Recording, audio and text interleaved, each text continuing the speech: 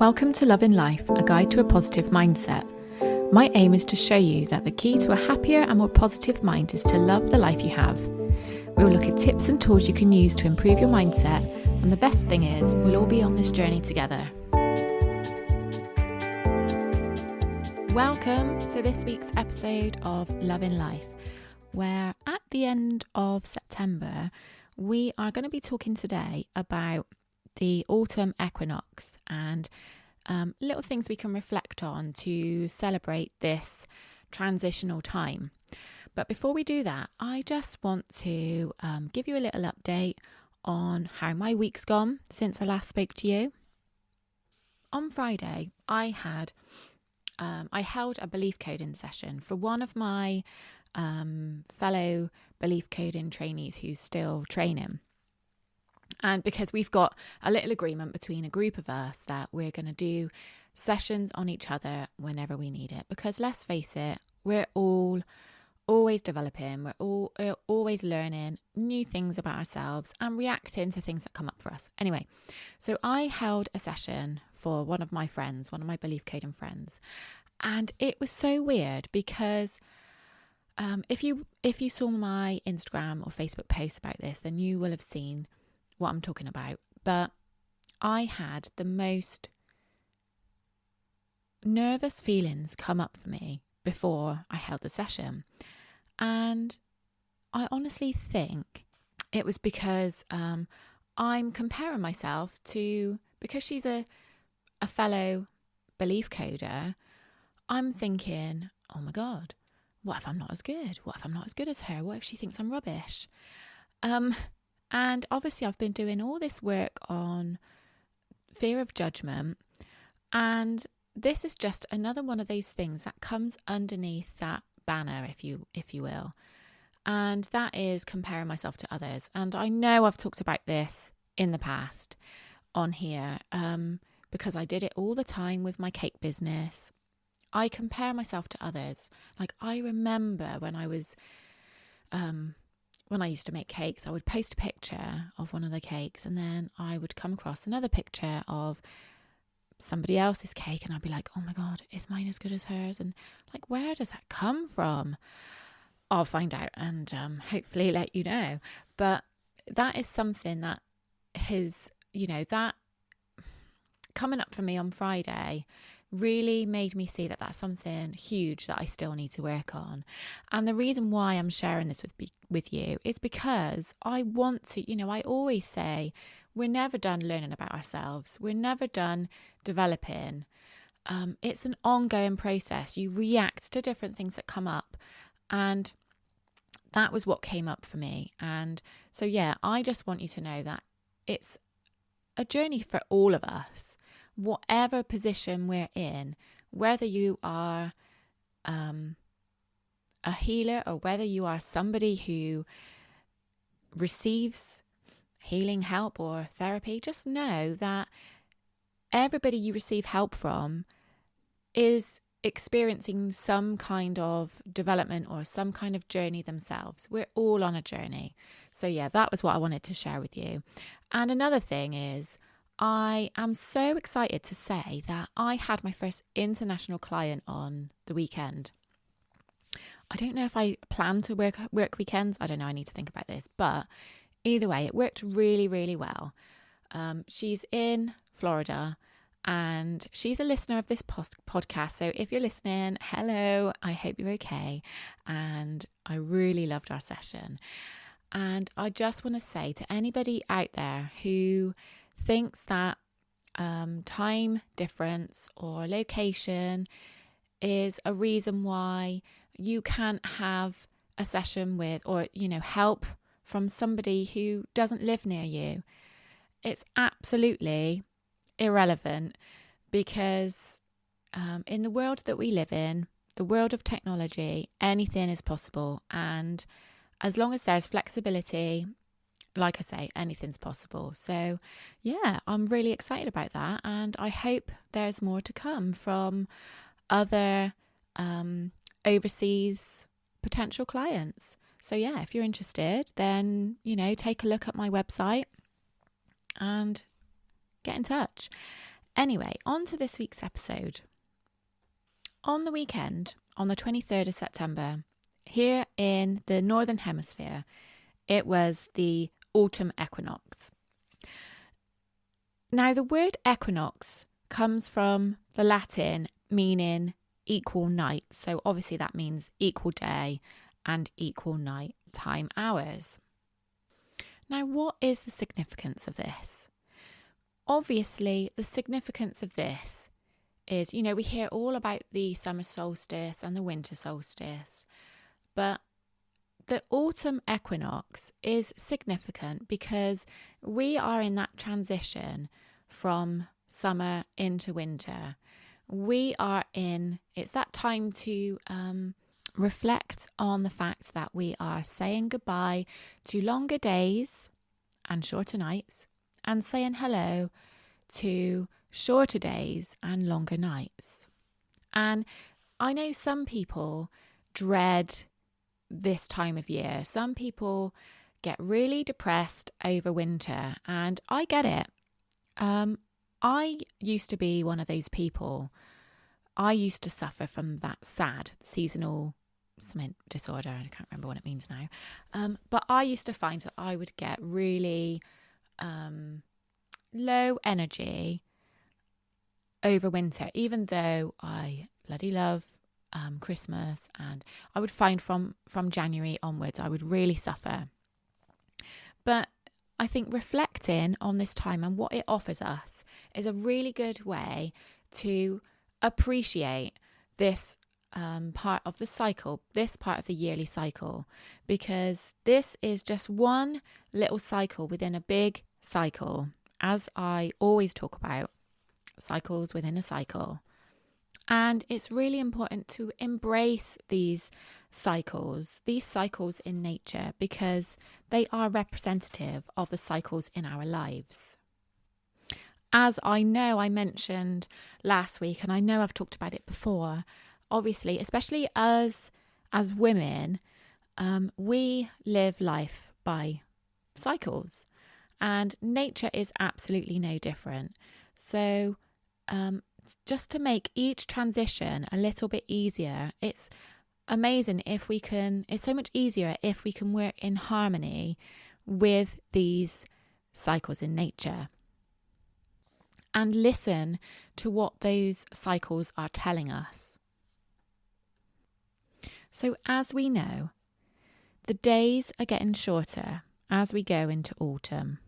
From this point, the days are getting shorter.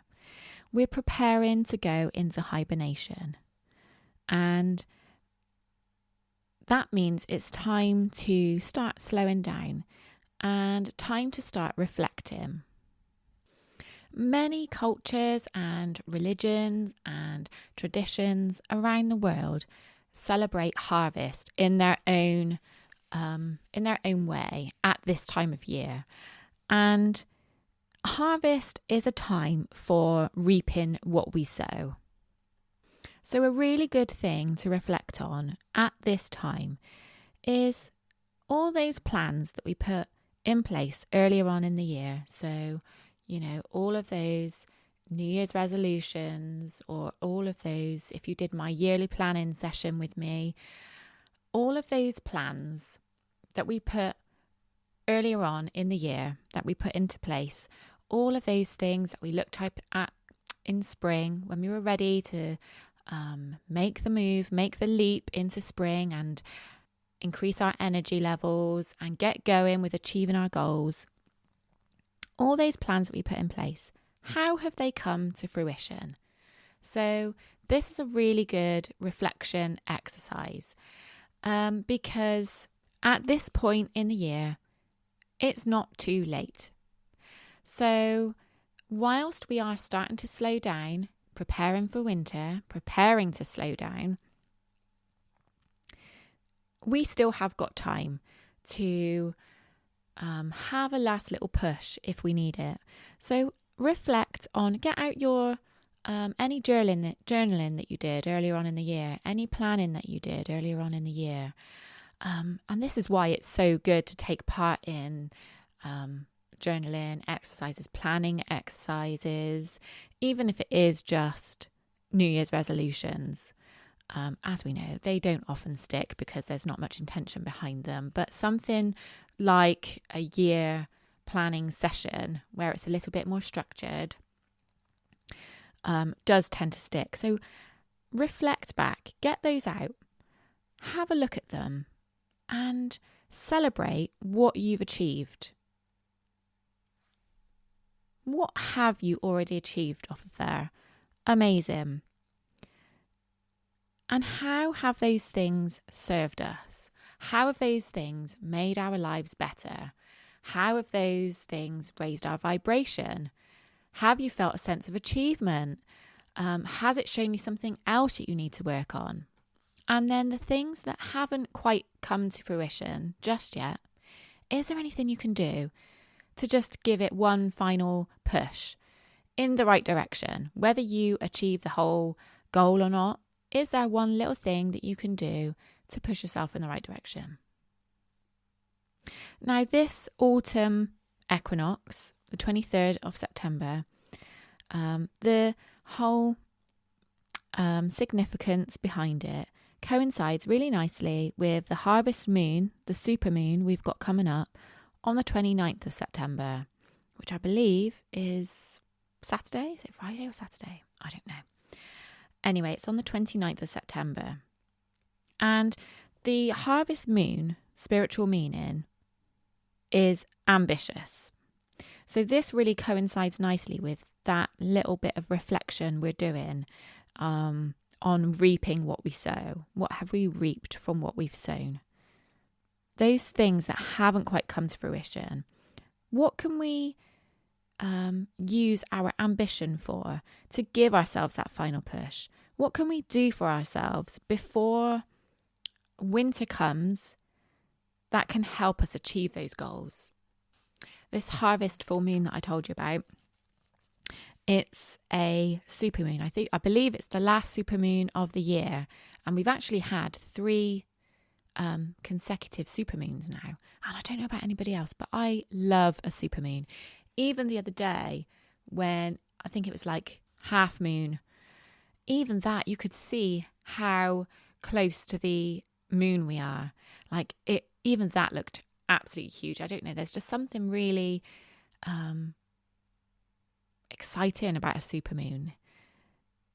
It's just really powerful. Does anybody else find that, or is it just me?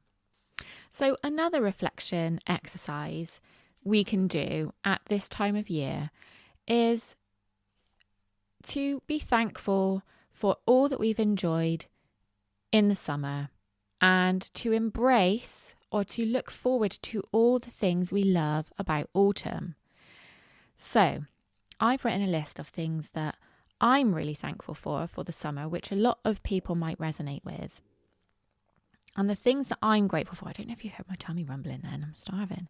The things that I'm grateful for this summer, and every summer, I guess, is the first thing is the early morning sunrise. Now, I don't know about you, but when I get up early in the morning, it is so much easier to do that when the sun is already up. I'm sure everybody else feels the same. And I love that little bit of time in the mornings when the sun has just come up and I'm downstairs on my own, doing my meditations, drinking my cup of tea, and the birds are singing. The sun's just rising, and I absolutely love that. So the early morning sunrise in summer for me is a really special time. Another thing that I'm really grateful for in the summer is the extra time I've got with the kids. So even though they are a little bit more grown up and independent now, and they do like doing their own thing, we obviously still make time to have like little day trips. And I make sure I plan in, especially now they are getting older, I make sure I plan in a day a week during the summer holidays where we can go out on little day trips. And if the weather's rubbish, then we'll scrap that and we'll have daytime films and have popcorn and things like that. So that extra time that I have with the kids is really special, more so now they are getting older. So if anyone's got younger kids, embrace that time whilst you can. Another thing that I'm really grateful for the summer is our summer holiday. And obviously this year we went to France and we were there for a little bit longer than we normally would have a holiday because we took the dogs with us. And every holiday we have is different. And this year was really special because we were longer, because the dogs were with us. My sister came with us with the kids as well. And it was just really special, really different. So I'm really thankful for that. Another thing I'm grateful for in the summer is like summer salads, summer foods. I don't eat many salads. I don't know about you. I don't eat much salady things in the winter. I love my comfort food in the winter. So in the summer, I do love having salads, having barbecues, having barbecues means having family gatherings. And we tend to do those things at our house. Because we've got a little bit more room. We've got a little bit more room in the garden. We've got a barbecue, which helps. Craig likes barbecuing, which helps. So yeah, we tend to hold the barbecues in our family at our house during the summer. And I love that time. It's really special. I love being the host. So whilst I host different things throughout the year, Christmas is normally at our house as well. But I just love those summer barbecues. I love, obviously, the sun. Like, who doesn't love the sun? Who doesn't love that little boost of endorphins you get from being in the sun? Who doesn't love that serotonin, that vitamin D, how it makes you feel good about yourself? And I don't know about you. For all us white girls out there who are us pasty girls who most of the year are very fair skinned, it's nice to get a little bit of a tan. And it always makes you feel better about yourself. Anyone else with me on that? And I just love sitting in the garden with my coffee or with a glass of wine in the evening, whatever. That time is just something I don't tend to do so much in the winter. So those are the things I really am thankful for about the summer.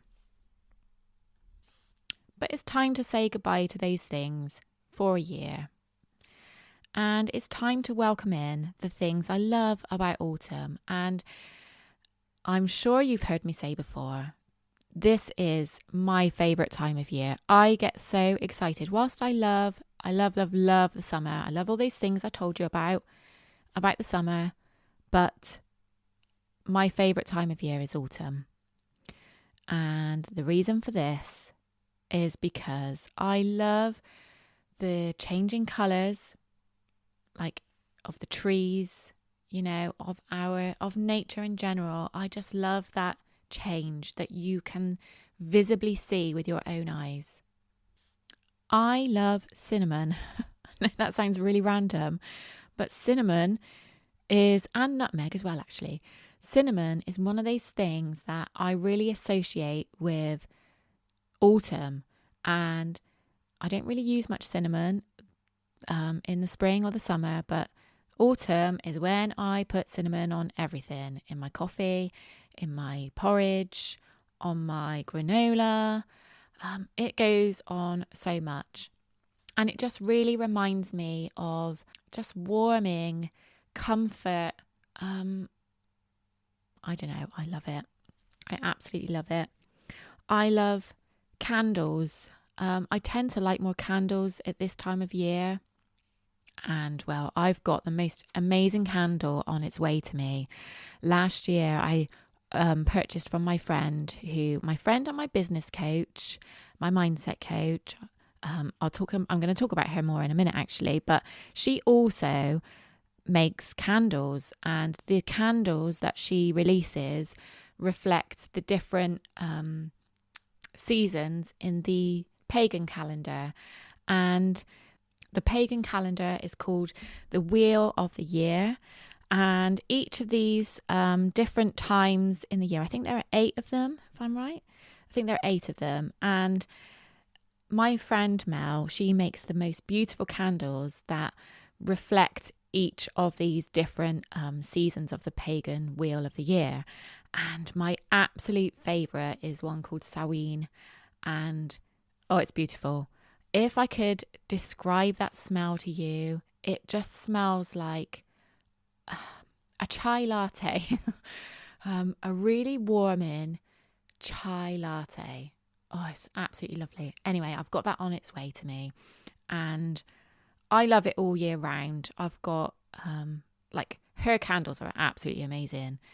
I'll put a link to her candles in my show notes, because they're expensive, but I'm telling you, they last so long. And even when the candle has gone, even when you've burnt all of the wax, you can still smell it. So I've got the candles, the empty jars are in my house, and you can still smell them. They are amazing. Anyway, I'm really excited about that, if you can't tell. I also love about autumn getting cozy. So that's probably why I like more candles in the autumn. But I love putting the fairy lights on. I love sitting down, watching a film.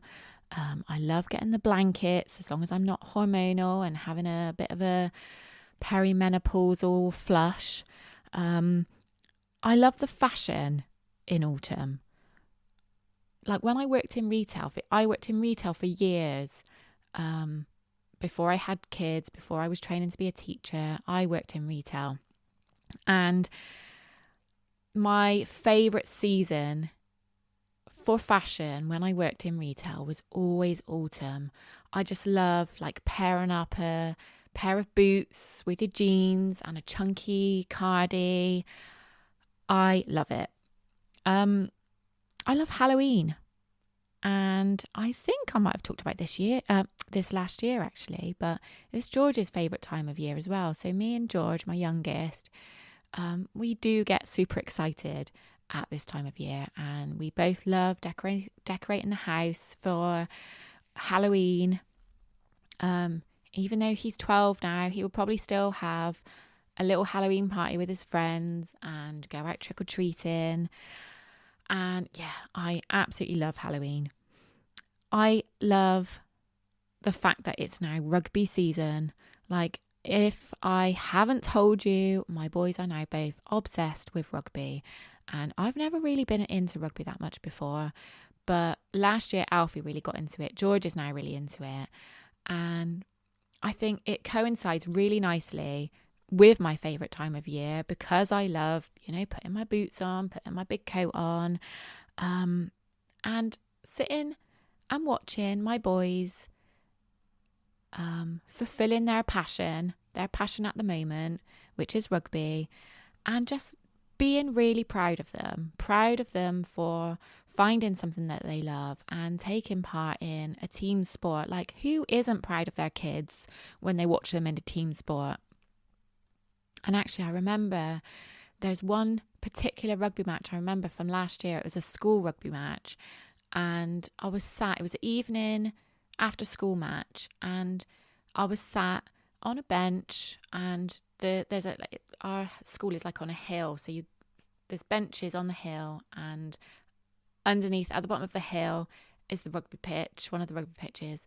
And I just remember seeing the sun going down, that autumnal sunset, seeing the sun going down, all the leaves on the ground, had my big winter coat on, and watching my boy play rugby. Oh, it's just, I find there's something so comforting in that. I absolutely love it. I love autumn walks. I love walking anyway. It's one of my favourite things to do. And it's certainly one of my favourite activities to do. Anything that involves walking, hiking, love it. But at this particular time of year, I love my autumn walks. Again, I guess it all coincides with each other. It's the colours of the leaves falling, that orangey, red, all the leaves on the ground. I love it. I love walking on those crisp, crunchy leaves. And because it's not too hot, it's not too cold, it's perfect weather for walking, as long as it's not raining. It's perfect weather for walking. You can wrap up, and I just absolutely love it. And finally, knowing that Christmas is coming is another thing I love about autumn. I love the build-up. The build-up, to me, is the best thing about Christmas. Now, that sounds really weird, doesn't it? Because I love Christmas Day. I love being with all my family. I love having everybody round for Christmas dinner. I love, sitting and playing board games in the evening and having a couple of drinks. I love all that. But the build up to me is the most amazing thing, because you get to enjoy that for months, however long you decide to spread it out for, however long you decide to build up for. For me, it's like the whole of November and December I like to build up. As soon as Halloween's done, it's like, that's it, it's Christmas time. That's the build up for me. And all of those things, like going out shopping and planning what food I'm going to do, planning what puddings I'm going to make for Christmas dinner, things like that. Like, it's all part of the build up. And yeah, I really love that. And every year I think, oh God, did I embrace the build up as much as I could have? Because I know that the build up is, for me, is the most exciting thing about Christmas. And I don't know, sometimes I look back and I think, did I make the most of the build up? I don't know. I'm going to make sure I do this year. So yeah, if you didn't work it out already, I'm pretty happy at this time of year. I've got lots of things that I love about this time of year. Now, something I wanted to share with you is something my friend and business coach that I was telling you about earlier. She's called Mel Gillespie, and she's a mindset business coach. She's also a self-confessed witch, hence why she does the Wheel of the Year. She's a pagan. So she did a post on her social media the other day, and it was about the Autumn Equinox. And she said, as the energy shifts and we begin to transition into autumn, now is a perfect time to shed what we're no longer aligned to. So this is another really good way to reflect on what's good for us, and what we don't need anymore. Like I said earlier about reflecting on what goals we had set earlier on in the year, and if there's any that you haven't achieved yet, what can you do to give it a final push? But actually, as part of this reflection exercise, you might decide that actually those things that you had planned to achieve, they don't serve you anymore. Another thing to look at is, other things that you might not be aligned to anymore are certain situations in your life, your career, relationships, any friendships that don't serve you anymore, or any thoughts or beliefs that don't serve you anymore. What is it time to shed? What is it time to let go of? And Mel's advice on letting things go is to do so with grace, instead of, forcing or resisting. If there's something that you want to get rid of, like, do so with grace. Don't try and force it out of your life. It's almost links to the feminine energy we were talking about last week. Forcing and resisting, they're all very masculine energy, whereas the more feminine, divine feminine way to do it is to do so with grace. And the way we do this is through gratitude. So look at those things that no longer serve you in your life and be grateful for what they did give you at the time when they did serve you. What enjoyment did they bring you? What lessons did they bring you? Saying goodbye to things with grace and gratitude is a much naturally higher vibration. So it's naturally a higher vibrational way to let go of these things without force or resistance. Because both of those ways of letting go of things, those ways of getting rid of things out of your life, they're both naturally negative. They're both naturally lower in vibration. So there we go. There's 3 different reflection exercises for you to do there, really. I hope that's not too much, but if any of those calls out to you, then do some journaling, do a meditation, just have a little bit of thinking time, reflection time. So we've got reflecting on our goals and achievements and what we could do to have that last little push. We've got reflecting on what we're grateful for the summer and what we can say goodbye to until next year and say hello to for this time of year, for the autumn. And then finally, what we can say goodbye to in our lives that we're no longer aligned to, what we need to let go of gracefully. I have got a massive favour to ask you. I would love you to think about your favourite thing about autumn and post a picture in your stories on Instagram or Facebook and tag me in it. Because I would love to see, I've told you what all my favourite things about autumn are, and I'm sure a lot of us share the same things, but I would love to know what your favourite thing about autumn is. So take a screenshot of something, take a picture of something, pop it in your stories and tag me in it and tell the world what your favourite thing about autumn is. Again, if you have enjoyed this episode, please do me the honour of writing me a review in whatever format you're able to. If you listen on iTunes, then obviously you can do leave a review, or send me a DM with a review. I love reading your feedback on these episodes, and you'd be doing me a huge favour by leaving me a review or subscribing to my podcast, or just rating it wherever you can. And if you are interested in finding out what belief coding is all about, if you've got anything holding you back, any beliefs that do not serve you anymore, but you do not know how to shake them off, and you're interested in finding out how belief coding can work for you, then please do take a look at my website. It's lisadavid.co.uk. Because I can help you wherever you are in the world, whatever your discomfort is, whatever your limiting belief, whatever you're anxious about.